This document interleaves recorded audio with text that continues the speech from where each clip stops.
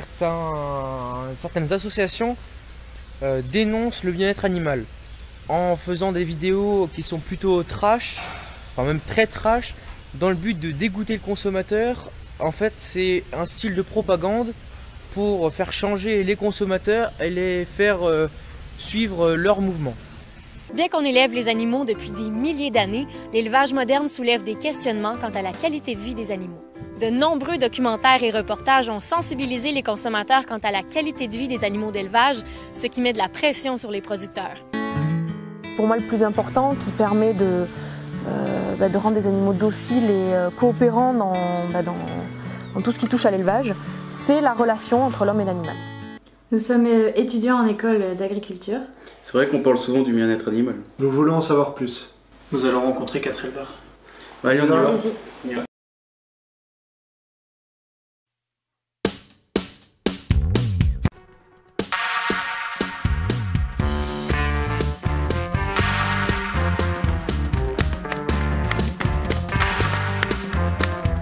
Ludovic André, 39 ans, je suis installé en tant qu'exploitant agricole en production laitière dans les Côtes d'Armor, après avoir été précédemment électronicien pendant 10 ans.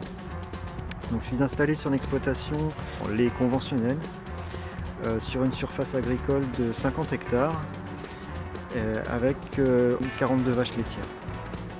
Quelle est ta façon de travailler? J'attache une grande importance au bien-être de mes vaches. Et j'essaye de faire en sorte qu'elles soient le plus calme possible. Je privilégie le pâturage au niveau de l'alimentation. Elles sont dehors de ce fait 10 mois dans l'année. Et quasi exclusivement 8 mois dans l'année. Donc pour le bien-être de mes vaches, j'ai choisi l'herbe paillée en période hivernale. Avec une surface suffisante par vache.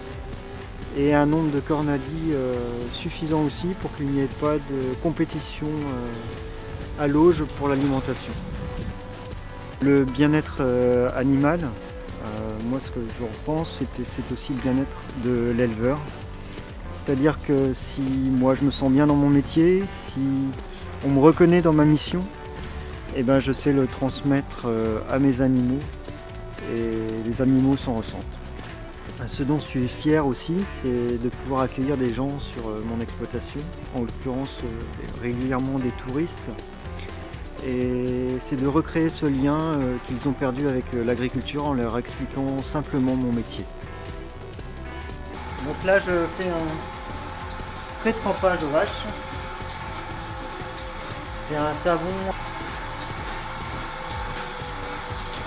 qui nous aide à nettoyer le crayon. Donc tous les jours on essaye de faire en sorte d'avoir un lait de qualité le plus irréprochable sanitairement, et une des fiertés, c'est lorsque mon fils réclame du beurre paysan breton car il est fait avec le lait de papa, ou que les gens qui viennent me chercher du lait viennent le chercher parce que c'est le vrai lait.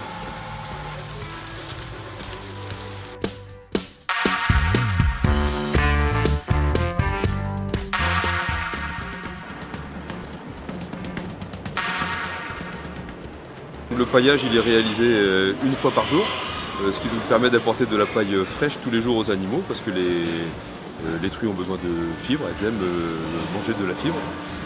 L'intérêt de ce système, c'est bien sûr la mécanisation, puisque tout le monde peut pailler, il n'y a pas forcément de force physique à avoir. Et le deuxième intérêt, c'est qu'en étant suspendu, on ne dérange pas les animaux lors du paillage.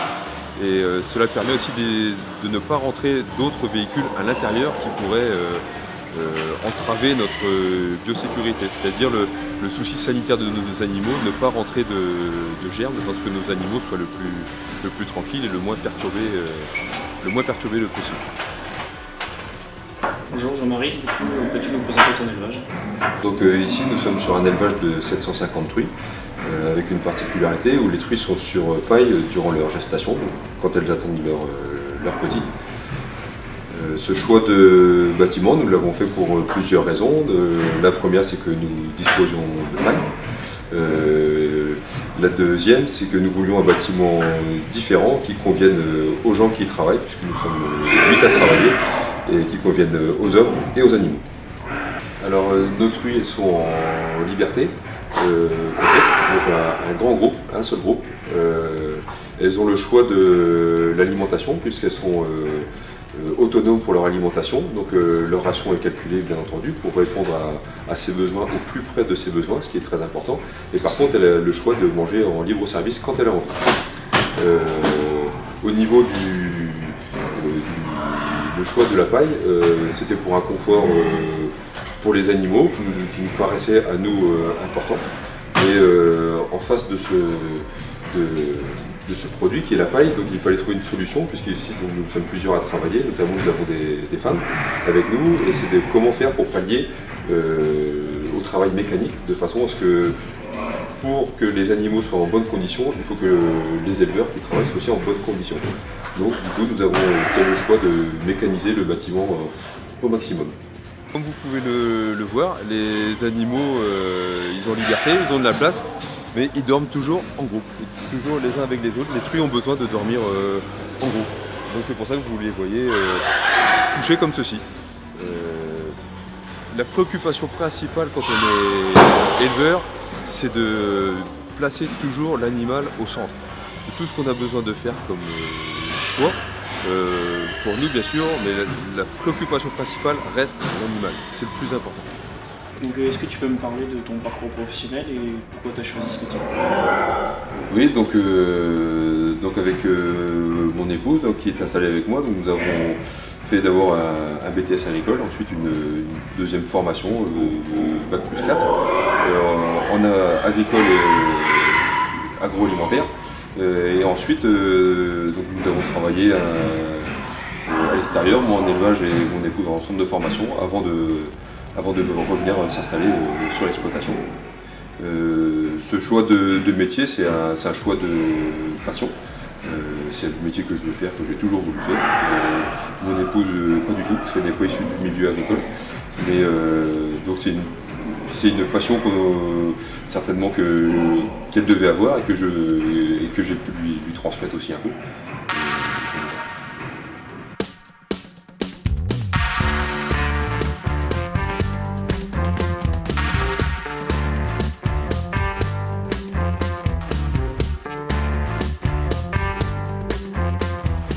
Bonjour Ludovic, est-ce que tu peux nous présenter un peu ton parcours et ton exploitation aujourd'hui?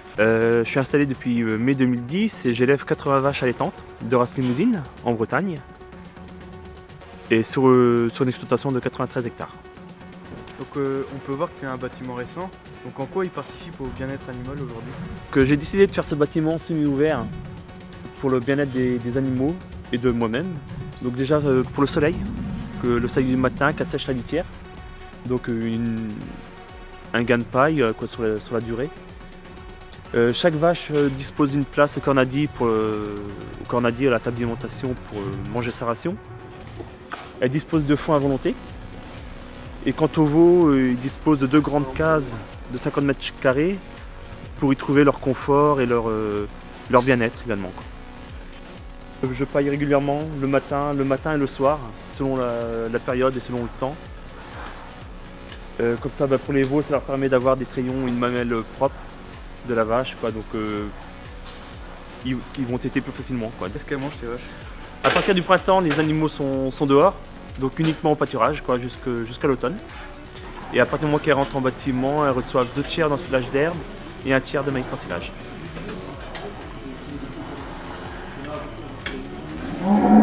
Au niveau du bien-être animal, les animaux vont sentir si l'éleveur va bien ou pas. Donc l'un va pas sans l'autre, quoi.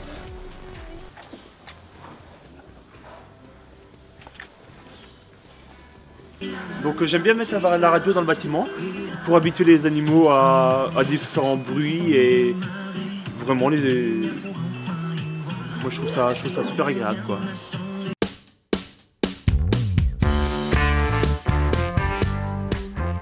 Donc ici il y a une ferme de 100 laitières et la suite, plus une centaine d'hectares.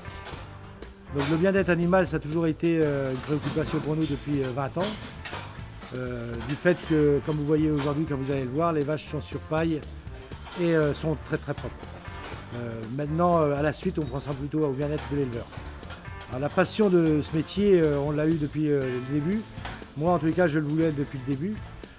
Pourquoi? J'étais salarié avant. Je suis revenu à l'exploitation pour gagner la moitié moins. Donc c'était quand même une passion avant tout. J'ai transmis le virus à ma femme qui m'a suivi après.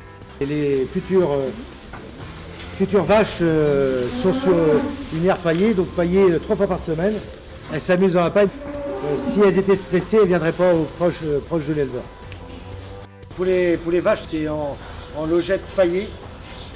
Pour avoir, nous on avait choisi ce système-là pour avoir moins de travail que l'air paillé et pour avoir une propreté des mamelles du fait qu'on a automatisé la traite. On a 100 laitières, donc on n'est qu'à 2 sur l'exploitation. Ça aide quand même au niveau des gestes quotidiens de la traite qu'on avait avant. Et on s'aperçoit que, vous voyez, avec la traite robotisée, malgré que tu es présent, ils n'ont pas l'air d'être plus stressés que ça.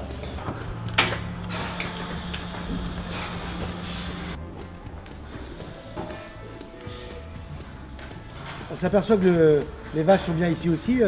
Cette vache a 9 lactations, donc elle a au moins 11 ans d'âge. Donc elle est toujours là. Tant que ça se passe bien, elle restera avec nous. Donc ici, on est dans le bureau de l'exploitation. Donc on l'a mis en hauteur de façon de pouvoir surveiller les animaux, les vaches. C'est les animaux, la suite et les vaches. Les vaches ici, grâce aussi au logiciel qui est présent, on peut s'apercevoir si leur santé, ça se passe bien. Et aussi la qualité du lait qu'on peut voir sur le logiciel. Les bêtes, vous les avez vues confinées dans le bâtiment tout à l'heure parce qu'on est quand même en hiver. Dès que les jours vont être meilleurs, ils sortiront à l'herbe juste à côté de moi. Là. Ils sont au bâtiment parce qu'aujourd'hui les terrains ne sont pas porteurs. Donc ce métier a quand même des bons moments par moment parce qu'on vient boire le café après le travail. Alors je suis pas un Superman, je suis pas un super Batman, mais je suis un super agri et je suis fier de faire ce métier toujours avec passion même à mon âge. Merci aux éleveurs de nous avoir ouvert leurs portes. Notre conclusion, le bien-être animal passe par le bien-être de l'éleveur.